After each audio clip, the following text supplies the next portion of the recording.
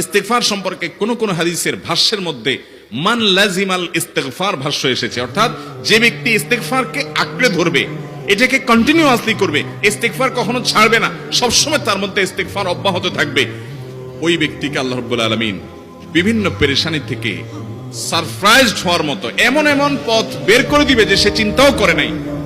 তার পেরেশানি থেকে মুক্তির পথ আল্লাহ তাআলা দেখায় দিবেন। ইস্তিগফার কিভাবে করবেন ভাই? ইস্তিগফার এমন একটা আমল, এটা ছাড়া তো আমাদের উপায় নাই ভাই। ইস্তিগফার আমাদের দুনিয়ার পেরেশানি দূর করবে, আখিরাতের পেরেশানি দূর করবে।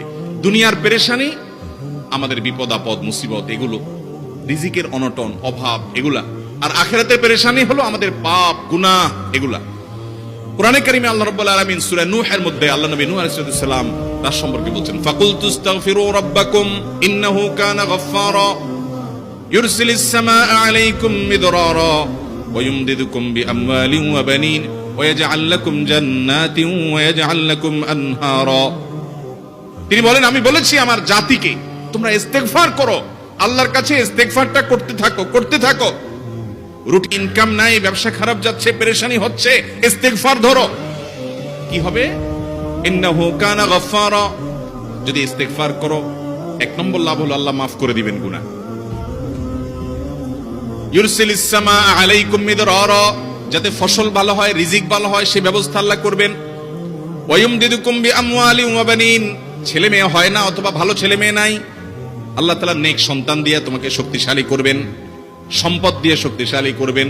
ওয়া ইয়াজআল লাকুম জান্নাতি ওয়া ইয়াজআল লাকুম আনহারা, আল্লাহ তাআলা প্রসবন দিবেন, ফসল দিবেন, বরকত দিবেন রুজিতে। কিসের মাধ্যমে? ইস্তিগফার। কিসের মাধ্যমে ভাই? ইস্তিগফার। আহা, ইস্তিগফারের আমল আমাদের দেশে মানুষ আমরা জানি না ভাই। এটাও আরবদেরকে আমি দেখেছি, সারাক্ষণ তারা অবসর সময়গুলোতে ইস্তিগফার করতে থাকে, আস্তাগফিরুল্লাহ ওয়া আতুবু ইলাইহি, আস্তাগফিরুল্লাহ আস্তাগফিরুল্লাহ। মানে কি?